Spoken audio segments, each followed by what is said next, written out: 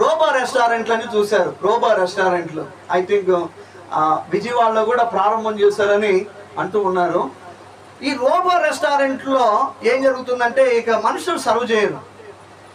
నాకు తెలిసి భవిష్యత్ కాలంలో ఒక 20 సంవత్సరాల తర్వాత మనుషులను పక్కన పెట్టి ఈ బస్సులు కానీ లేకపోతే ట్రైన్లు కానీ రోబోల చేత నడిపిస్తారు. ఎందుకంటే ఆదాయం గవర్నమెంట్కి ఎక్కువ రావాలని మనుషులకు వేతనాలు తగ్గించేసి రోబోలను ఉపయోగించే పనిలో పడతారు భవిష్యత్ కాలంలో.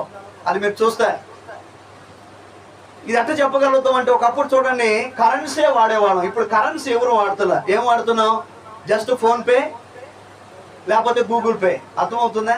రాను రాను టెక్నాలజీ పెరిగితే రోబో కాలం కూడా వస్తుంది.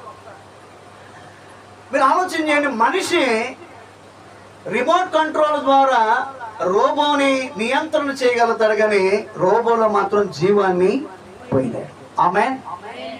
సరే, ఎంత ఎందుకు మనం